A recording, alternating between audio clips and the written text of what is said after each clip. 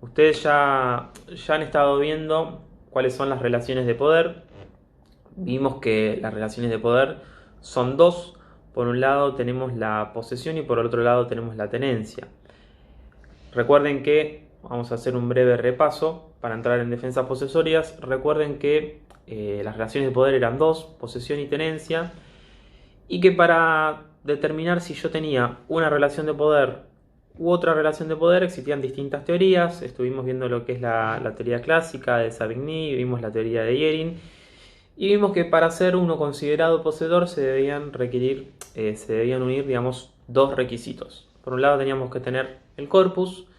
Ya hemos estado viendo que el corpus es el cuerpo, ¿sí? Es el latín de el cuerpo, es la posibilidad, el contacto con la cosa directo, como hemos visto, o la posibilidad fáctica de tener ese contacto. No necesariamente tener el contacto en el momento con la cosa, sino yo tener la posibilidad de ir y tomarla, es decir, que esa cosa esté a mi alcance, que esté dentro de mi esfera de custodia y que yo tenga la posibilidad fáctica en cualquier momento de ir a tomarla.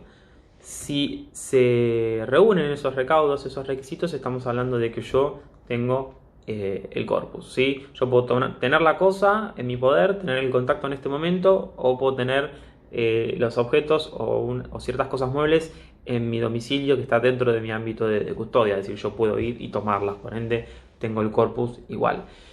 Si no tuviera el corpus, no tendría la posibilidad fáctica, la posibilidad física de ir y tomar la cosa. De eso hablamos cuando alguien no tiene el corpus, ¿no? Y por otro lado, el poseedor tenía el animus domini. ¿Qué es el animus domini? Bueno, el ánimo justamente de comportarse como el dueño. Es decir, el poseedor para el poseedor, él es el dueño. No hay otro dueño, no hay ningún tercero, no hay ningún sujeto que tenga una mayor, digamos, potestad sobre la cosa que él. Se considera dueño y se comporta como tal. Y además de que se comporta como tal, a través de actos materiales lo hace visible y lo exterioriza para el resto de la sociedad. Por otro lado teníamos la segunda relación de poder, que hemos visto que es la tenencia. En la tenencia también vamos a tener el corpus, es decir, el tenedor va a tener el corpus de la cosa, va a tener el contacto físico con la misma, o la posibilidad fáctica o material de tener ese contacto, pero no va a tener un animus domini, sino que el tenedor reconoce que el dueño de la cosa es un tercero, es decir, actúa en representación de ese poseedor, ¿sí? al cual está representando, es decir, reconoce que un tercero, que otro sujeto tiene un señorío superior sobre esa cosa. Por eso actúa en representación del mismo y reconoce que ese tercero es el poseedor. Por eso hablamos de que el tenedor no tiene un animus domini, ¿sí? Esas son las dos relaciones de poder. Ya vimos cómo se adquieren, hemos visto que existen modos unilaterales, hemos visto que existen modos bilaterales de adquisición de las relaciones de poder, y también hablamos un tema muy importante que siempre lo remarco: la diferencia entre las cuestiones de hecho y las cuestiones de derecho. Esto es fundamental para poder entender lo que son las relaciones de poder. Siempre recuerden que las relaciones de poder, en la teoría, digamos, que sigue el código, las relaciones de poder son cuestiones de hecho, ¿sí? Siguiendo lo que dice Savigny. Son cuestiones de hecho, ¿por qué? Porque no necesito, ¿sí?, un derecho para estar ejerciendo una relación de poder. Yo puedo ser poseedor o puedo ser tenedor y puedo no tener ningún título o ningún derecho, ¿sí?, que a mí me permita legítimamente estar ejerciendo esa relación de poder. Pero si yo tengo el corpus y el animus, es una cuestión de hecho. Independientemente de si yo tenga el derecho o no, o si esté legitimado para hacerlo, yo puedo tener el corpus y puedo tener el animus. Entonces, siempre que hablamos de relaciones de poder, hablamos de cuestiones que son de hecho. Sí pueden llegar a tener consecuencias jurídicas. Por supuesto que las acciones de aquellos que tengan una relación de poder, sus acciones pueden tener consecuencias jurídicas. Entonces hablamos de que son cuestiones de hecho, ¿sí?, que pueden llegar a tener repercusiones jurídicas o que pueden llegar a tener algún tipo de cuestión de derecho implícita, pero siempre son cuestiones de hecho. Un poco lo que vamos a ver en esta unidad número 5 es cómo se defienden esas relaciones de poder, cómo yo puedo defender esa relación de poder que estoy ejerciendo, la posesión o la tenencia. ¿Y defenderla de quién? Bueno, de cualquier tercero que me ataque, me menoscabe, me agreda, por así decir, en el ejercicio de esa relación de poder que yo estoy teniendo. ¿Cuál es el objeto de las relaciones de poder y también de las relaciones reales? Que más adelante también vamos a ver acciones reales. Bueno, además de que el poseedor o el tenedor va a tener va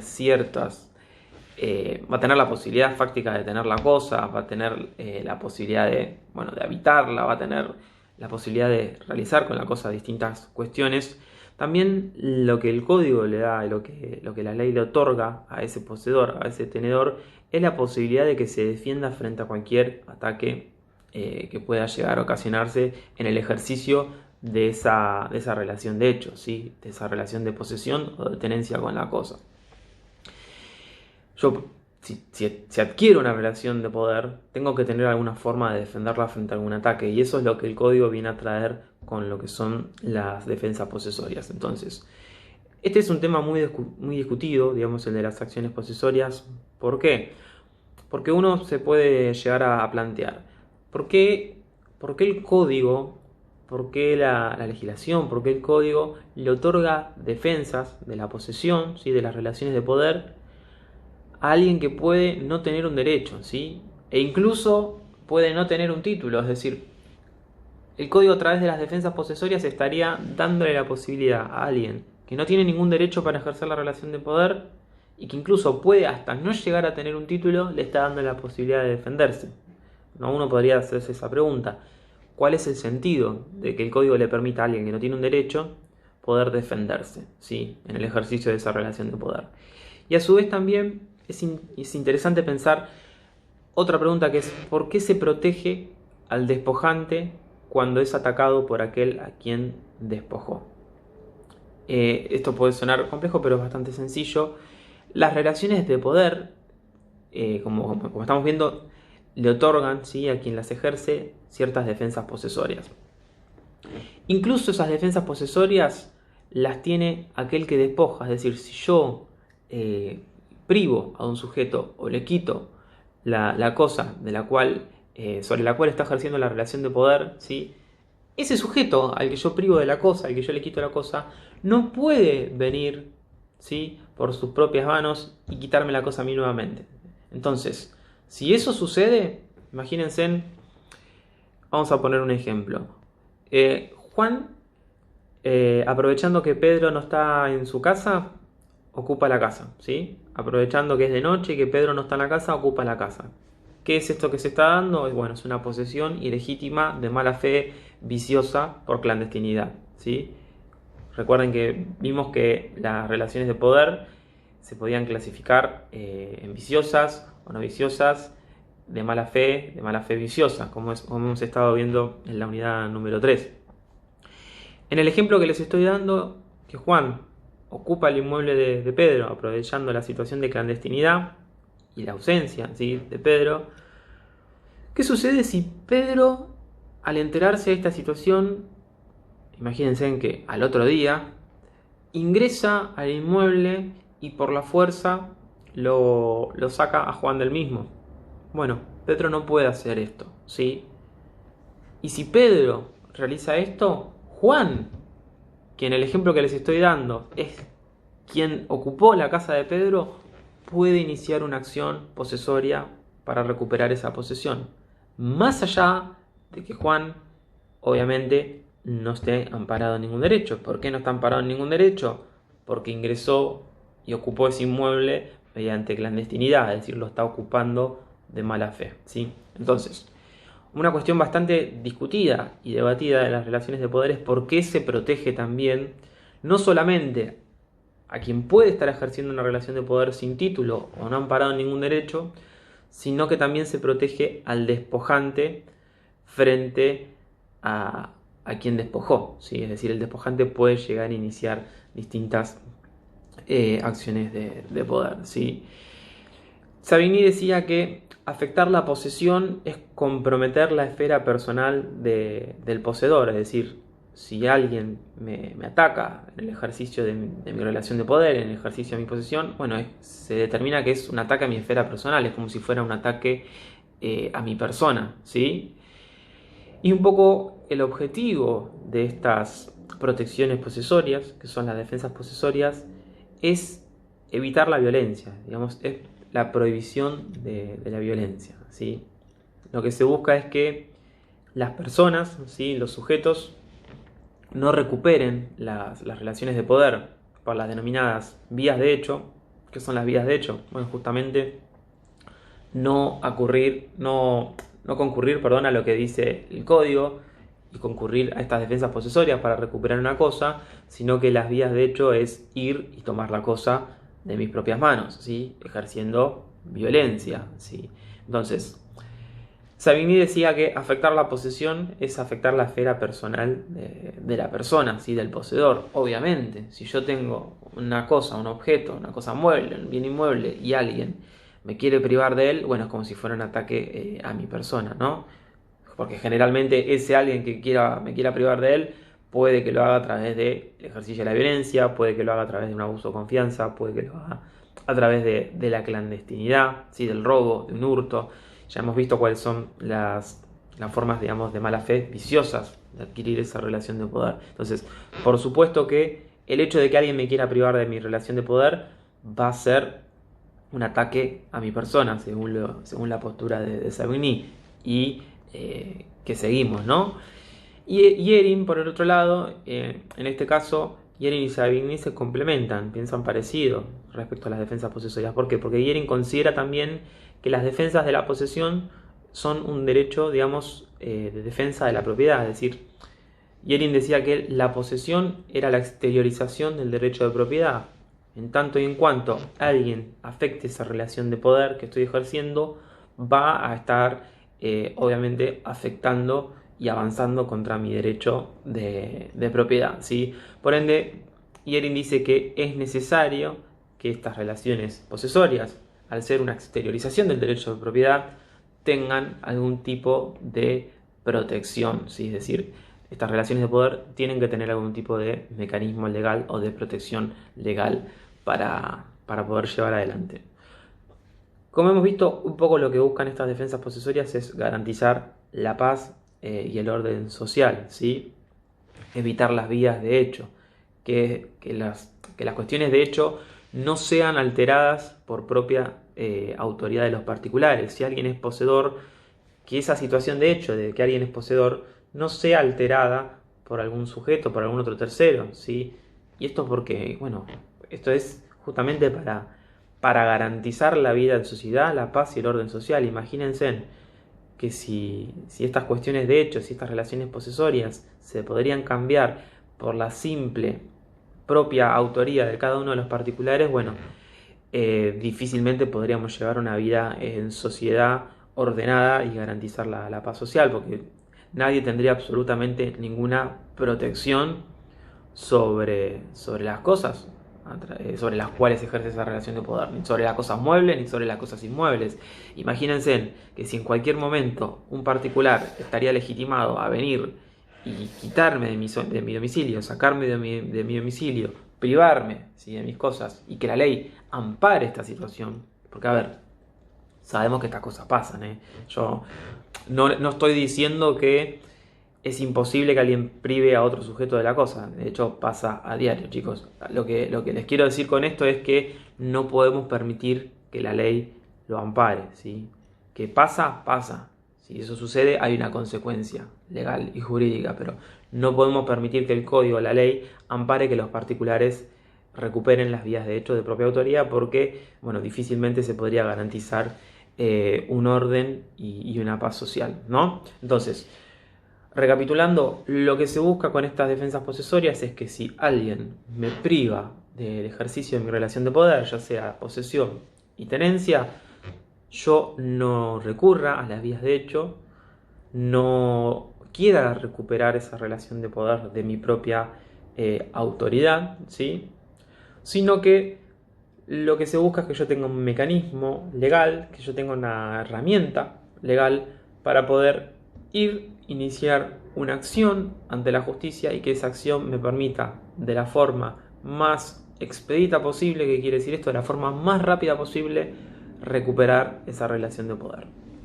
Volviendo al ejemplo de Juan y Pedro, si Juan ocupa el inmueble de Pedro y lo priva a Pedro del ejercicio del inmueble, lo que tendría que hacer Pedro es ir ante la justicia e iniciar una acción posesoria para recuperar ese inmueble, ¿sí? No podría Pedro, en el ejemplo que les estoy dando, ir al otro día con 15 amigos y sacarlo a patadas a Juan del inmueble. ¿Por qué? Porque estaría posiblemente, primero, no estaría actuando conforme a lo que dice el código. ¿Y cuál puede ser el riesgo de esto? De que Juan le pueda hacer la acción posesoria después a Pedro. Y segundo, en el hecho de querer quitar a la otra persona por la fuerza, Pedro, si lo hace, puede llegar a estar incurriendo en un ilícito, ¿sí? Puede llegar a estar, a través de la violencia, puede llegar a provocar un acto que sea considerado ilícito, ¿sí? Dentro de lo que son los términos del Código Penal. Entonces, Pedro va a tener que ir a la justicia, va a tener que iniciar una acción posesoria y va a tener que recuperar ese inmueble, no actuando por las vías de derecho, sino que en este caso actuando por las vías de derecho, que es iniciando la correspondiente acción, ¿sí? ¿Vamos bien hasta ahí, chicos? ¿Alguna duda?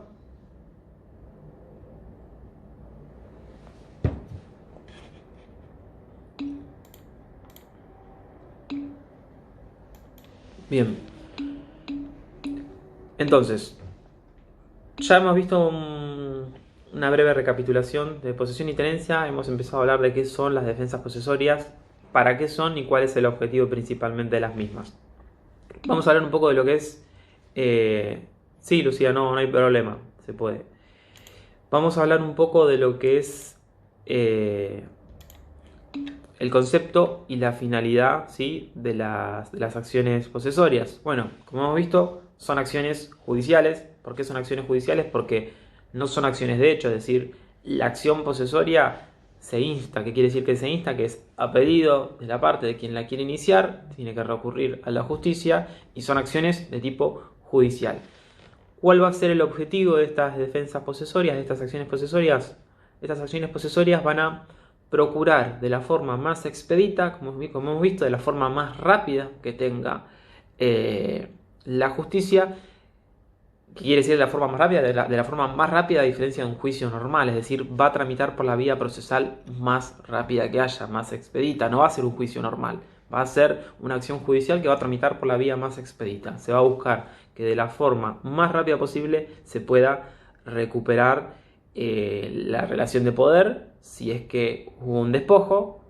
Cuando hay un despojo, cuando la persona es privada, ¿sí?, del contacto con la cosa, le quitan la cosa efectivamente, o cuando hay alguna especie de turbación o que le llamamos molestia en el ejercicio de esa relación de poder. Entonces, la acción posesoria va a buscar poner fin a esa situación, es decir, quien insta la defensa posesoria, la acción posesoria, va a solicitar a la justicia, por la vía más expedita que haya, que se ponga fin a esa situación de turbación, si es que está teniendo algún tipo de molestia en el ejercicio de la relación de poder, o de despojo, si es que sufrió algún desapoderamiento, ¿sí? Como hemos visto, las relaciones de poder no tratan cuestiones de derecho, sino que lo que es la prueba, ¿sí?, que va a tener que presentarse. Como esto es una acción judicial, obviamente quien inicie esta acción posesoria va a tener que presentar determinadas pruebas.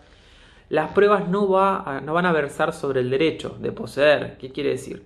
Aquel que fue despojado, ¿sí?, o aquel que está siendo turbado o molestado, o que fue despojado de esa relación de poder, no va a tener que demostrar ante la justicia que tiene un derecho, sino que lo que va a tener que demostrar es que estaba ejerciendo la relación de poder, ¿sí?, más allá de que tenga un derecho o no, porque como hemos visto son cuestiones de hecho. Entonces, aquel que se vio despojado va a ir a la justicia y va a tener que demostrar que él estaba ejerciendo la relación de poder de la cual se ve privada o sobre la cual se está viendo molestado o turbado en el ejercicio de la misma.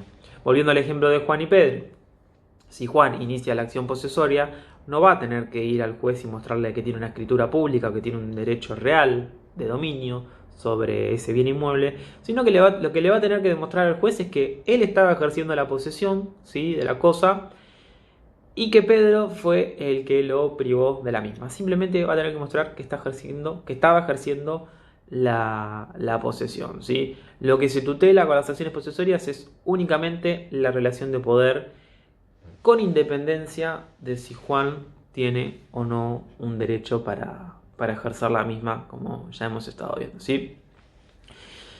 El artículo 2238 nos dice cuál es la finalidad y cuáles son las lesiones que habilitan a realizar las acciones posesorias, ¿sí? Nos dice este artículo que las acciones posesorias, según haya turbación o desapoderamiento, tienen por finalidad mantener o recuperar el objeto sobre el cual se tiene una relación de poder, ¿sí? De vuelta. Artículo 2238 nos dice cuál es la finalidad y cuáles son las lesiones que habilitan a las acciones posesorias. La finalidad, ya lo vimos, recuperar la cosa si sufrí un despojo, o cesar o terminar con esas molestias que se me están ocasionando, que las llamamos turbaciones, en el ejercicio de la relación de poder, ¿sí? ¿Y cuáles son las lesiones que habilitan las acciones posesorias? Bueno, justamente el desapoderamiento o la turbación. ¿Qué quiere decir esto? Yo no puedo iniciar una acción posesoria por cualquier cosa. Yo puedo iniciar la acción posesoria si alguien me despoja o me molesta o me turba en el ejercicio de esa relación de poder. Si alguien realiza algún tipo de acto material que no tenga el fin de despojarme, es decir, de privarme de la cosa, yo en todo caso podré iniciar una acción de daños y perjuicios, pero no una acción posesoria. La lesión o las lesiones que habilitan el hecho de poder iniciar las acciones posesorias son el despojo o la turbación. La turbación ya hemos visto que son molestias que se le ocasionan a ese sujeto que está ejerciendo la relación de poder, pero tienen una particularidad esas molestias. Esas molestias tienen que tener el fin último de despojarlo. Es decir, la diferencia entre el despojo y la turbación es que en el despojo ya el sujeto se ve privado de la cosa porque alguien se la quitó. Y en la turbación le están realizando molestias y lo están molestando en el ejercicio de la relación de poder. Y esas molestias tienen el objetivo último de despojarlo también al sujeto en el ejercicio de esa relación, ¿sí?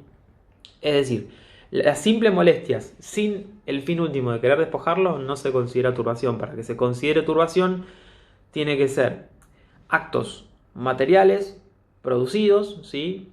Por turbación o por despojo. No tienen que ser actos materiales producidos o de inminente producción.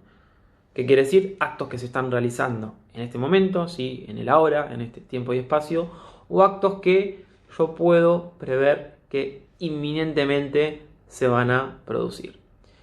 Y la otra particularidad es que tienen que ser ejecutados con intención de tomar la posesión y obviamente contra la voluntad del poseedor o tenedor.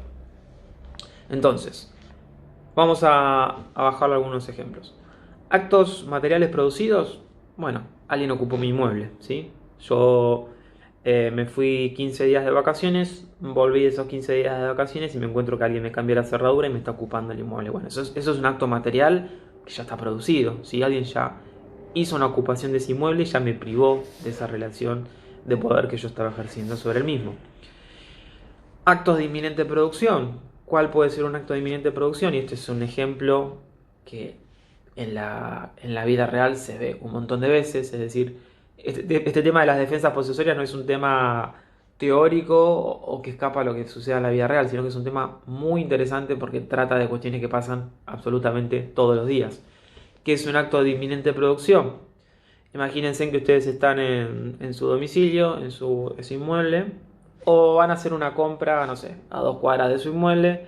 Los llama un vecino y les dice: volvé ya a tu inmueble porque paró una camioneta con 10 sujetos, con 10 personas en la puerta de tu casa y te están forzando la puerta de entrada, ¿sí? ¿Yo qué puedo prever en esa situación? ¿Ya sufrí el despojo? No, porque no es un acto material que aún se haya producido. Pero yo puedo prever que si esos sujetos, en el caso del ejemplo que les estoy dando, continúan con su accionar, bueno, finalmente me van a despojar posiblemente de mi inmueble, ¿sí? De esa relación de poder. Entonces es un acto que es de inminente producción. No pasó, pero está a punto de suceder. Tiene que ser ejecutado con intención de tomar la posesión, obviamente, y va a ser por supuesto, contra la voluntad del poseedor o tenedor. Entonces, ¿cuándo hay una turbación? Hay una turbación cuando de los actos ocurridos no resulta una exclusión absoluta, ¿sí?, del poseedor o del tenedor. En la turbación no se lo llega a privar del todo, no hay una privación absoluta de la cosa hacia el sujeto, sino que hay ciertas molestias que se están ocasionando en el ejercicio y que van a provocar, si continúan, efectivamente ese despojo o esa privación de la cosa, ¿sí? También se la conoce a la turbación como disposición frustrada, es decir, no se llegó a hacer el despojo, pero posiblemente se llegue al mismo si se continúa con ese accionar. Es decir, en el ejemplo que les di, si yo dejo que esas personas continúen forzando la puerta de entrada, posiblemente eso se termine convirtiendo en un despojo y efectivamente me vea privado de la cosa, ¿sí? En su manual, Keeper dice que la turbación es la actividad que obstaculiza o torna más gravosa la posesión o la tenencia, ¿sí? A diferencia del despojo, no nos priva del goce de la cosa, ¿sí?, pero nos va a molestar en su ejercicio. Son actos que implican una molestia y que van a provocar un cambio en la situación de hecho, ¿sí? Yo venía ejerciendo la posesión, por así decirlo, pacífica, sin ningún tipo de inconvenientes, y una situación externa, ¿sí?, provocada por un tercero, comienza a provocar un cambio en la situación de hecho, es decir, comienza a molestarme a mí en el ejercicio de esa posesión. Entonces, características de la turbación se da ante actos materiales. Recuerden que son actos no jurídicos, ¿no? Actos materiales que son actos posesorios que realice un tercero. No sé, romper la puerta de entrada, querer destruir un alambrado, bueno, cualquier tipo de acto material que se nos pueda ocurrir, ¿no? Tiene que ser un acto producido o de inminente producción, ya hemos visto. Tiene que ser ejecutado con la intención de tomar la posesión.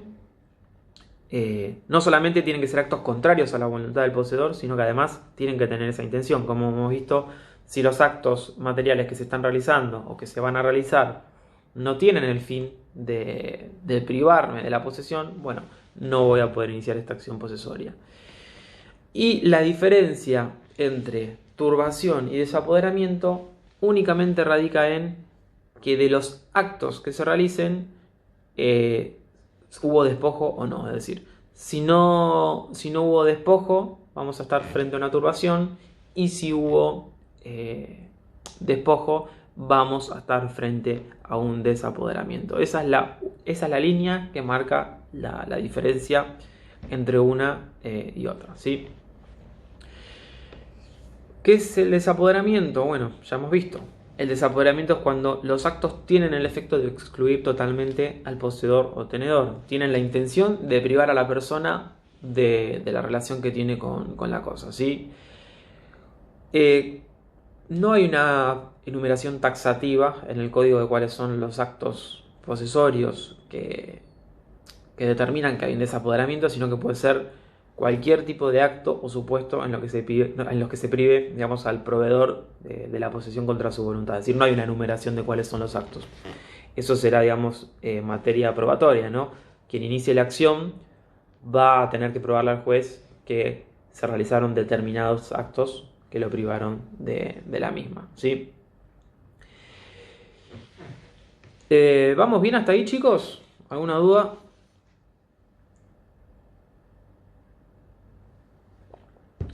¿Están ahí? Bien. Y otra situación que se puede dar es la denominada obra nueva como despojo, ¿sí? Artículo 2441.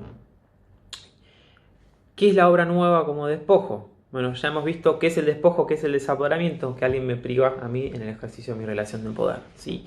La construcción de una obra por parte de un tercero me puede llegar a mí a privar del ejercicio de esa relación de poder. Es decir, cuando hablamos de obra nueva como despojo, estamos hablando de una obra que se comienza a realizar. No, imagínense una obra en construcción Y esa obra que se comienza a realizar es el vehículo, ¿sí?, por el cual se causa la turbación o el desapoderamiento. Es decir, imagínense que yo, no sé, tengo un departamento.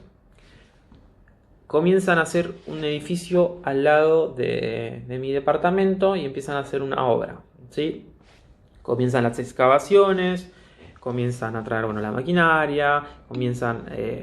artículo 2441, Diego, es obra nueva como despojo, es decir, la obra nueva como, perdón, 2241. La obra nueva como despojo básicamente va a ser la situación por la cual a través de la construcción de una obra a mí se me va a perjudicar en el ejercicio de mi relación de poder. Ya sea porque esa obra me genera una turbación, como hemos visto, una molestia, ¿sí? La construcción de esa obra me está generando algún tipo de molestia, o que la construcción de esa obra me genere un desapoderamiento, es decir, me prive del contacto con la cosa. ¿Qué puede ser una turbación por la construcción de una obra? Bueno, el ejemplo que les estaba dando, imagínense que yo tengo un departamento, comienzan a hacer excavaciones al lado de mi edificio para realizar un edificio nuevo, y producto de esas excavaciones y de las instalaciones y de las construcciones que se están realizando, se comienza a rajar toda la pared, ¿sí?, del lado de mi edificio, ¿sí? Imagínense que se provoca una rajadura por los movimientos de la tierra de toda la pared de mi departamento que da con el edificio, este lindero que se está construyendo. Bueno, posiblemente ahí estemos frente a una turbación, es decir, yo en el ejercicio de mi relación de poder, por esa construcción, por esa obra nueva que se está realizando, me estoy viendo afectado, ¿sí? Por ende, podría iniciar también una acción posesoria. Y la construcción de esta obra puede llegar a provocar el desapoderamiento. ¿Y de qué va a depender esto? De la ubicación de la obra. Es decir, si la obra se está construyendo en otro terreno, bueno, puede llegar a molestarme, pero no podría llegar a provocar un desapoderamiento. Ahora, si esa obra que se está construyendo se está construyendo, digamos, dentro de mi inmueble, dentro de mi terreno, dentro de la cosa sobre la cual yo ejerzo la relación de poder, bueno, obviamente ahí vamos a estar hablando que me puede llegar a provocar un desapoderamiento. Un ejemplo muy sencillo: alguien ocupa un terreno, un terreno que es de mi propiedad y comienza a hacer una construcción dentro del mismo. Obviamente la finalidad que tiene esa persona que ocupó mi terreno y que está realizando una construcción en el mismo, no cabe duda que va a ser desapoderarme, que va a ser privarme de la cosa. Y voy a tener las correspondientes acciones posesorias para poder defenderme de esa situación. Hay ciertos requisitos que se tiene que dar, es decir, que la obra no debe estar terminada ni tampoco debe estar muy avanzada, ¿sí? La idea de esto es evitar los perjuicios y los daños que podrían ocasionarse si esa obra hay que, digamos, destruirla o demolerla si hay un grado grande de avance, ¿sí? Imagínense que yo tengo un terreno, alguien lo ocupa y empieza a hacer una construcción. Bueno, lo que se exige, digamos, lo que se tiene en cuenta es que la obra no esté muy avanzada. ¿Por qué? Porque si la obra está muy avanzada, posiblemente va a generar graves perjuicios o graves daños el hecho de tener que demolerla o destruirla una vez que está hecha. Imagínense que alguien construye un edificio de 10 pisos en un terreno que es de mi propiedad. Bueno, si el edificio está terminado, y va a ser difícil que un juez dicte, digamos, una sentencia pidiendo la demolición del mismo. No imposible, pero va a ser difícil porque ya por el grado de avance que tiene esa obra, el hecho de demolerlo o destruirlo obviamente va a provocar un montón de perjuicios a ciertos terceros, a ciertos sujetos, ya sea sujetos que hayan adquirido un departamento, una unidad funcional del mismo, o incluso al resto de los vecinos de inmuebles linderos a ese edificio, porque demoler un edificio no es una cuestión tan sencilla de que un juez va a dictar la demolición así como así, ¿no? Entonces, el requisito es que la obra no esté, digamos, muy avanzada. Otra cuestión, bueno, esta es la obra nueva, ¿sí? Obra nueva como despojo, que básicamente es una turbación o un desapoderamiento que se provoca por la construcción de esa obra, ¿sí?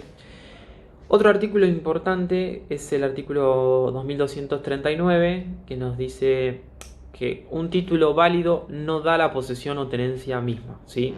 Vamos a analizar un poco por partes este artículo. Primero se los quiero leer para pasar a analizarlo. El artículo 2239 nos dice que un título válido no da la posesión o la tenencia misma, sino que nos da un derecho a requerir el poder sobre la cosa. Y continúa, el que no tiene sino un derecho a la posesión o la tenencia no puede tomarla, ¿sí? Debe demandarla por las vías legales. Vamos por partes. Como ya hemos visto, el título no nos da la posesión o la tenencia. ¿Por qué? Porque la posesión o la tenencia es una cuestión de hecho y no una cuestión de derecho. Ya hemos estado hablando extensamente de esto. Si yo tengo una escritura pública, no tengo la posesión simplemente por tener la escritura pública de un inmueble, sino que en todo caso voy a tener un derecho, ¿sí? Voy a tener un derecho a requerir la posesión sobre ese objeto. ¿Por qué voy a tener un derecho a requerir la posesión? Porque justamente ese título a mí me va a permitir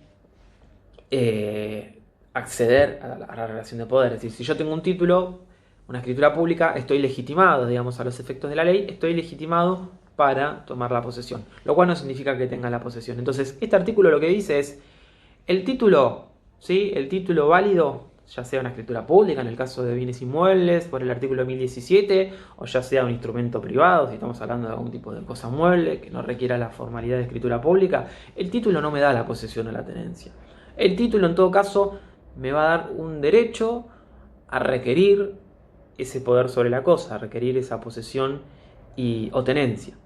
Y el artículo también nos dice que el que no tiene solamente un derecho a la posesión o la tenencia no puede tomarla, debe demandarla por las vías legales. ¿Por qué es muy importante este artículo? Porque es lo que hemos estado hablando. Yo no puedo recuperar la cosa, ¿sí?, por las vías de hecho. No puedo hacerlo de mi propia autoría, sino que por el artículo 2239, si yo tengo un título válido que a mí me ampare o que me legitime a tener esa relación de poder, la posesión o la tenencia, voy a tener que demandar esa posesión o esa tenencia por las vías legales. ¿Qué quiere decir esto? Voy a tener que ir y voy a tener que decir, señor juez, yo tengo una escritura pública, ¿sí? Por ende, al tener esta escritura pública, tengo un derecho a ejercer la posesión sobre este bien inmueble que está ocupando ilegítimamente Pedro, ¿sí? De eso se trata, ¿sí?, de este artículo 2239, que es la acción para adquirir la posesión y la tenencia. ¿Y por qué viene aparejado este artículo? Bueno, justamente por lo que vimos de la prohibición de la justicia por mano propia, ¿sí? Lo que se busca, como hemos estado hablando, es a través de estas acciones posesorias garantizar la paz social, garantizar el orden social y finalmente, digamos, evitar la justicia por mano propia, evitar que los sujetos dentro de la sociedad, dentro de una sociedad, puntualmente la nuestra en este caso, recurran a acciones particulares o de propia autoría para recuperar esas relaciones de hecho, ¿sí? Bueno, justamente lo que se busca es evitar esa situación. Entonces, el fin último es prohibir la justicia, digamos, por mano propia. Hay una excepción a esta regla, es decir, ¿cuál sería la regla? La regla es que las relaciones de poder se demandan por las vías legales, ¿sí? Si yo tengo un título que a mí me ampara a ejercer una relación de poder, la voy a tener que demandar por las vías legales, y la regla general es que se prohíben las vías de hecho.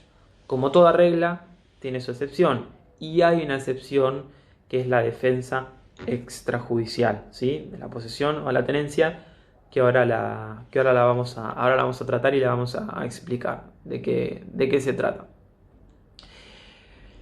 Bien, la defensa extrajudicial, que es esta excepción a la regla que les estaba diciendo, está tratada en el artículo 2240. Como hemos visto, la regla general es que nadie va a poder mantener, digamos, la relación de poder o recuperar la posesión o la tenencia de su propia autoridad. Solamente lo va a poder hacer cuando se tenga que proteger y tenga que repeler una agresión que sea inmediata con el empleo de cierta fuerza suficiente, de fuerza suficiente. Y en los casos que el auxilio, digamos, de la fuerza pública, el auxilio de la autoridad judicial o de la fuerza policial lleguen demasiado tarde. Si quien está ejerciendo la relación de poder, posesión o la tenencia, debe repeler, digamos, o protegerse de un ataque con el empleo de cierta fuerza suficiente, y se da la situación de que no llega el auxilio de la autoridad judicial o de la autoridad policial, o llegan demasiado tarde, si pudieran llegar, el afectado, digamos, quien se vea afectado en su relación de poder, va a poder recuperar la misma, va a poder recobrar, ¿sí?, esa relación de poder sin intervalo de tiempo y siempre y cuando no se excedan los límites de la propia defensa. Esta protección legal, que es la defensa extrajudicial, la pueden ejercer los poseedores, los tenedores y también los servidores de la posesión, que cuando vimos relaciones de poder habíamos dicho que los servidores de la posesión eran quienes no tenían posesión ni tenencia, pero estaban en contacto con la cosa por una relación de servicio u hospitalidad. O sea, imagínense, yo alquilo una habitación de un hotel o alquilo una casa, ¿sí?, por un fin vacacional. Ahí estoy ejerciendo, me estoy comportando como servidor de la posesión. También el servidor de la posesión puede realizar esta defensa extrajudicial. Entonces, vamos a analizarla por partes. Frente a qué se da la defensa extrajudicial, bueno, para que se pueda configurar los requisitos que existe de la ley para realizar esta defensa extrajudicial, se van a tener que dar ciertos recaudos y ciertos requisitos que son, ¿cómo decirlo?, son bastante rigurosos. Es decir, no cualquier tipo de acción es una defensa extrajudicial, sino que para que sea considerada como tal, se tienen que reunir ciertas características que son rigurosas, que quiere decir son esas y no otras. Yo, para poder apelar a esta defensa extrajudicial, voy a tener que estar en una situación en la que se reúnan determinadas características. Y acá quiero hacer un punto para hacer una aclaración. No estamos hablando de la legítima defensa del Código Penal, ¿sí? Recuerden que estamos reales, estamos dentro de lo que es civil. Cuando hablamos de defensa extrajudicial, es una defensa para recuperar la posesión y la tenencia, las relaciones de poder. No es la legítima defensa del Código Penal, sino que es una herramienta de defensa extrajudicial dentro del ámbito civil, ¿sí? Si bien es un instituto que por sus características es muy similar a la legítima defensa del Código Penal, no estamos hablando de lo mismo, ¿sí? Les quiero hacer esta aclaración para que no los confunda, ¿sí? Entonces, el tipo de ataque, vamos a analizarla por partes. El tipo de ataque, la defensa sirve tanto para recuperar la posesión o la tenencia, cuando la tengo que recuperar, cuando sufrí un despojo, cuando me veo desapoderado, o para protegerme. ¿Cuándo me protejo? Cuando todavía no fui desapoderado, sino que estoy sufriendo una turbación. Esa turbación posiblemente me tenga el fin último de desapoderarme. Entonces, este ataque extrajudicial, esta defensa extrajudicial que yo voy a realizar, lo voy a hacer tanto para recuperar la cosa, si me veo privado de ella, o para mantener la misma, si me estoy viendo turbado o atacado en el ejercicio de mi derecho, y defenderme de esa turbación. El otro requisito es que no llegue el auxilio de la fuerza judicial o policial, es decir, para poder yo iniciar esta defensa extrajudicial, obviamente tengo que estar en una situación en la que no tenga tiempo de recurrir a las vías legales. Ya vimos que la regla es recurrir a las vías legales. Bueno, si me estoy enfrentando a una situación en la que no tengo tiempo de recurrir a esas vías legales o de pedir auxilio a la fuerza pública o a la policía, ahí voy a estar, digamos, habilitado para poder ejercer la misma. Situación. Estoy en mi inmueble, alguien llega, con el ejemplo de la camioneta, ¿no? Alguien para una camioneta en el inmueble, 10 personas se bajan de la camioneta y empiezan a forzar la puerta de entrada. Yo veo que en la camioneta hay materiales de construcción o que hay elementos que por los que pueda llegar a determinar que me quieren desapoderar o despojar de mi inmueble para ocuparlo, propiamente dicho. Obviamente, frente a esa situación de 10 tipos parados con una camioneta forzando la puerta de entrada de mi casa, Uno dirá, bueno, difícilmente voy a tener tiempo primero de ir a un abogado, porque esa acción posesoria la voy a tener que estar por parte de un colega, digamos, de un abogado. Voy a tener que ir a un abogado para que el abogado inste, digamos, representándome esa acción posesoria. Es decir, no voy a tener la posibilidad de, en ese tiempo, ir a un abogado y recurrir a la justicia. ¿Por qué? Porque la situación es inminente. Es un acto que o está producido o es un acto que inminentemente se va a producir.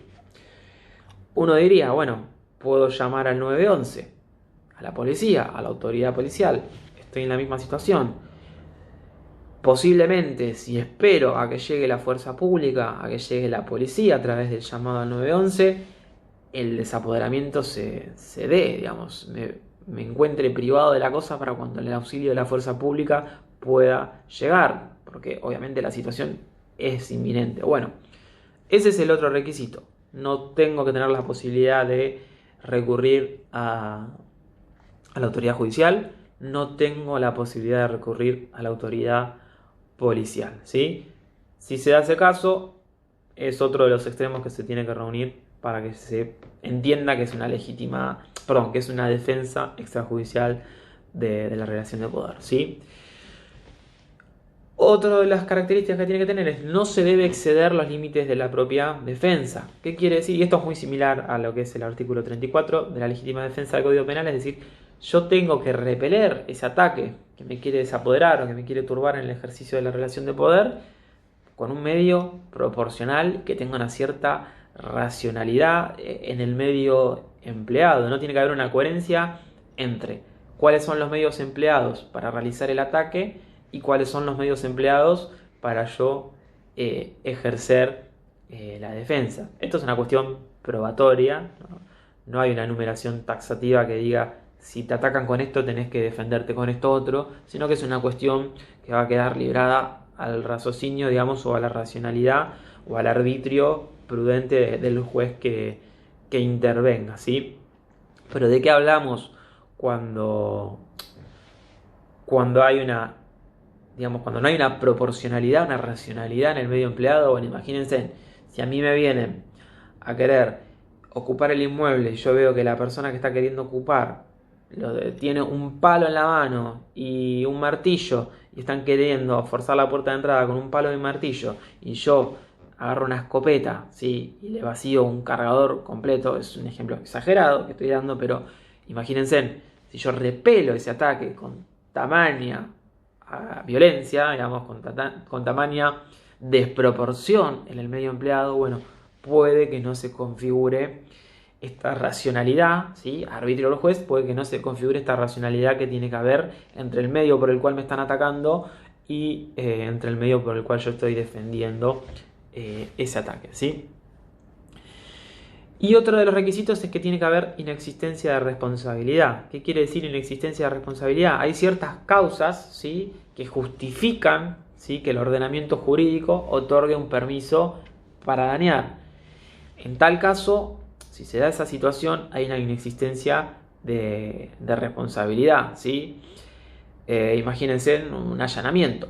En un allanamiento, obviamente, si hay una orden de allanamiento para entrar a mi propiedad, si yo no abro la puerta, posiblemente la policía, la gendarmería, quien esté, digamos, llevando adelante ese operativo, me va a destruir la puerta de entrada porque tienen la orden judicial directa para ingresar a ese inmueble. Entonces, en ese caso, no habría, digamos, una responsabilidad porque hay una autoridad judicial o porque el ordenamiento jurídico otorgó un permiso excepcional para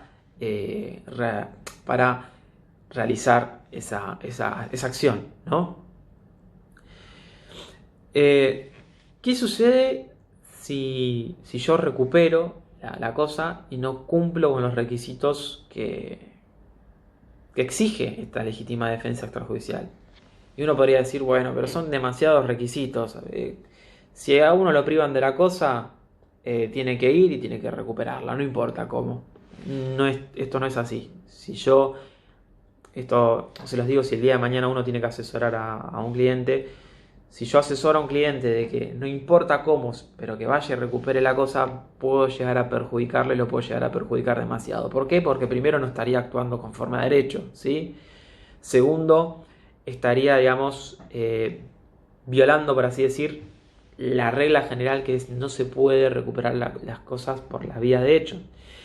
Y tercero, estaría exponiendo a mi cliente o a ese sujeto al cual lo estoy asesorando de esa forma a que sea pasible de que se le inicie una acción posesoria a él e incluso una acción de daños y perjuicios. Si a mi cliente le ocupan el inmueble y mi cliente va y lo recupera de su propia autoría, le estoy habilitando a aquel sujeto que ocupó el inmueble a iniciar una acción posesoria a él, por lo que hemos visto, ¿sí? E incluso una acción por daños y perjuicios. Es decir, en este caso, quien ocupó el inmueble, si yo lo recupero por las vías de hecho, lo estoy facultando, le estoy dando la posibilidad de que esa persona que ocupó el inmueble me pueda iniciar una acción posesoria, a mí y a mi cliente, ¿no? Y que además también me puede iniciar una acción por daño. Esto por lo que hemos visto. El objetivo es que yo vaya a la justicia y recupere la cosa por esa vía. Si yo lo hago de mi propia voluntad, de mi propia autoría, bueno, voy a tener ciertas consecuencias jurídicas que son las que les estoy detallando. ¿Sí? Por eso no es aconsejable asesorar a alguien para que recupere una cosa por las vías de hecho, ¿no? Por supuesto. ¿En qué artículos tienen lo que es la acción de despojo y la acción de mantener que hemos estado viendo? La acción de despojo la tienen en el artículo 2241 y la acción de mantener la tienen en el artículo 2242, ¿sí? Respectivamente.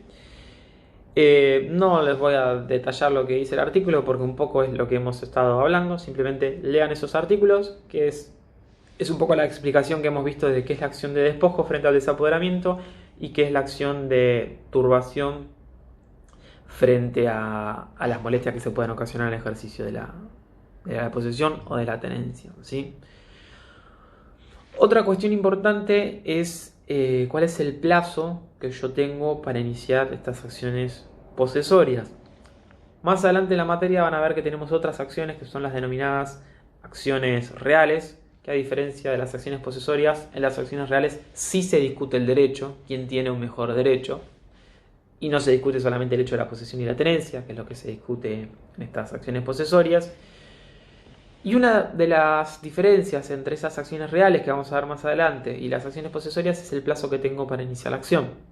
Mientras que en las acciones reales el plazo no prescribe, es decir, que es imprescriptible, yo puedo iniciarlas en cualquier momento. En las acciones posesorias sí tengo un término máximo fijado por la ley para iniciarlas, es decir, si yo me veo desapoderado de un objeto o si estoy siendo turbado o molestado en el ejercicio de la misma, de la relación, voy a tener un plazo máximo, ¿sí? Perentorio que exige la ley para iniciar esa acción y ese plazo es de un año, ¿sí? Voy a tener un año desde que sufrí el desapoderamiento o desde que sufrí la turbación para iniciar la acción posesoria. Pasado el año, si pasó un año y yo no inicié la acción, la misma prescribe, que quiere decir no puedo iniciar la acción posesoria pasado ese plazo. Y otra cuestión importante a tener en cuenta es cómo se computa ese año. ¿Cómo computo ese año para iniciar la acción? Porque, a ver, alguien ocupa un inmueble que es de mi propiedad.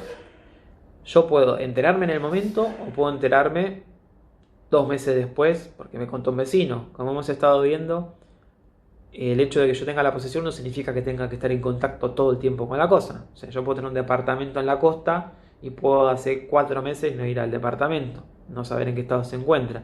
Y en el interín alguien lo ocupó. Entonces, ¿desde cuándo se computa el plazo de un año para iniciar la acción posesoria?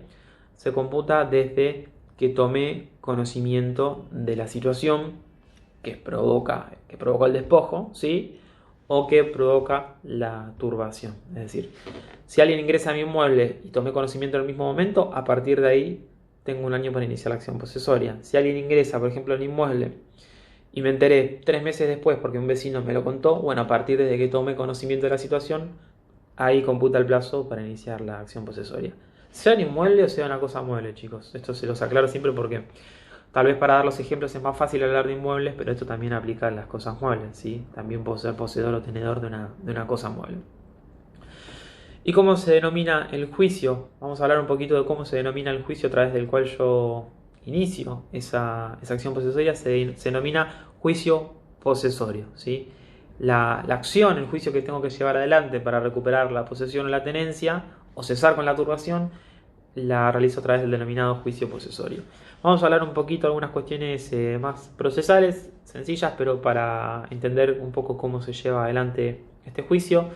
Respecto a lo que es la prueba, el artículo 2243 nos dice, es una regla que nos dice que si es dudoso quien ejerce la relación de poder al tiempo de la lesión, se considera que la tiene quien acredita estar en contacto con la cosa en la fecha más próxima a la lesión. ¿Sí? A ver, si yo inicio la acción posesoria, una de las cosas que tengo que probar es que yo estaba ejerciendo la posesión o la tenencia. No puedo recuperar una relación de poder que yo no tenía. Entonces yo lo que le voy a tener que demostrar al juez es que yo estaba ejerciendo la posesión o la tenencia propiamente dicho. Si hay una duda, si el juez no puede determinar quién estaba ejerciendo la relación de poder al momento de producirse la lesión, esta máxima, digamos, esta regla general nos dice que se va a considerar que el que pueda probar que estuvo en contacto con la cosa en la fecha más próxima al momento de provocar la lesión va a ser considerado quien estaba ejerciendo la relación de poder. Si yo inicio una acción posesoria porque alguien ocupó un inmueble, lo que voy a tener que probar es que, si es dudoso, ¿no? Si no se puede probar, voy a tener que demostrarle al juez que yo estuve en contacto con ese inmueble, que tuve una relación de poder en una fecha muy cercana, ¿sí? O en la fecha más cercana, mejor dicho, al momento que se provocó el desapoderamiento y el despojo, ¿sí?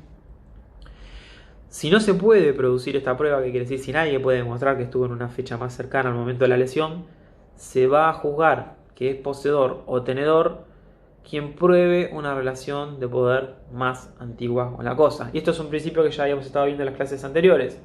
Si yo sufrí una ocupación, ¿sí? Me vi despojado de mi inmueble hoy en el año 2020 y no puedo demostrarle al juez que yo estaba ejerciendo la posesión en esa fecha cercana a la que se provocó el desapoderamiento, si puedo demostrarle al juez que yo ejercía la posesión o la tenencia hace tiempo, imagínense que si le puedo mostrar al juez que en el 2010 yo estaba ejerciendo la posesión y la tenencia, se entiende que en el término intermedio, en el plazo intermedio entre hoy 2020 con el año 2010, que yo le pude probar al juez que estaba ejerciendo la posesión o tenencia en ese año, en el término intermedio se va a determinar que yo ejerzo la relación de poder, es decir, voy a poder demostrarlo en el juicio. Otra cuestión es la denominada conversión, artículo 2244. ¿Qué es la conversión? Bueno, la conversión es la posibilidad de iniciar una acción posesoria y durante el proceso reconvertirla en otra. Y lo voy a bajar a un ejemplo muy sencillo. Imagínense que yo inicio una acción posesoria porque estoy sufriendo una turbación. Ya hemos visto una turbación es que alguien me está molestando en el ejercicio de relación de poder. Ejerzo la acción posesoria frente a esa turbación y en el interín de que insto la acción judicial y que comienza a correr, digamos, el proceso judicial, este juicio posesorio, sufro el desapoderamiento. Entonces, recapitulamos. Estoy sufriendo una turbación, como estoy sufriendo una turbación, inicio una acción posesoria, ¿sí? Que es la acción de mantener, la denominada acción de mantener. Inicio la acción posesoria, que es la acción de mantener, para que cese esa molestia, esa turbación que estoy enfrentando. Y en el interín de que inicio esa acción de mantener, me veo privado de la cosa. Es decir, aquel que me estaba turbando efectivamente logra privarme del contacto, digamos, de la posibilidad de tener contacto con la cosa. Entonces, la conversión, este artículo 2244, lo que nos permite es que si durante el curso del proceso se da esta situación, nos permite convertir la acción a la que corresponda la lesión mayor. ¿Qué quiere decir? Si yo inicié una acción de mantener y en el interín esa turbación se transformó en un despojo, yo puedo transformar esa acción de mantener en una acción de despojo. ¿Cuál es la acción de despojo? Es la acción posesoria para yo poder recuperar la cosa sobre la cual me vi privado. Entonces, lo que me permite es hacer una conversión de la acción si yo sufrí en el interior una lesión mayor, ¿sí? ¿Alguna duda, chicos, con conversión o con lo que hemos estado viendo hasta ahora? ¿Se entiende? No quiero seguir avanzando por las dudas. Así, si hay alguna duda, la evacuamos. Genial. Bárbaro. Sigo avanzando entonces. Ya hemos visto cuáles son las acciones posesorias, frente a qué situación se legitima, digamos, iniciar la acción posesoria, frente al despojo, que es el despojo, el desapoderamiento, privar al otro de la cosa, o frente a la turbación, que es molestarlo, con el fin último de finalmente despojarlo también. ¿Cuáles son las acciones posesorias que tenemos? La acción de despojo, que opera frente al desapoderamiento, que busca recuperar la cosa, y la acción de mantener, que como lo dice la palabra, busca poder mantener la relación de poder sobre la cosa frente a algún tipo de molestia o turbación que esté sufriendo. Entonces son esas dos, acción de despojo y acción de mantener. Una es frente al desapoderamiento y la otra es frente a la turbación. ¿Quiénes son los legitimados? Es decir, ¿quiénes están legitimados para poder iniciar este tipo de acción? Este tipo de acciones, artículo 2245, corresponden las acciones posesorias a todos los poseedores de cosas, universalidades de hecho o partes materiales de una cosa. Es decir, cualquier poseedor y cualquier coposeedor también puede ejercer las acciones posesorias, ¿sí? En el caso del coposeedor, ¿cuál es el coposeedor? Es la situación en la que dos personas están ejerciendo una posesión, ¿no? Ese coposeedor va a tener, digamos, la posibilidad de iniciar esa acción posesoria contra cualquier tercero sin el concurso de los otros. ¿Qué quiere decir? Si hay dos personas que están ejerciendo la posesión y se provoca un desapoderamiento, cualquiera de los coposeedores, sin permiso del otro, puede iniciar la acción posesoria para recuperar la cosa, ¿sí? E incluso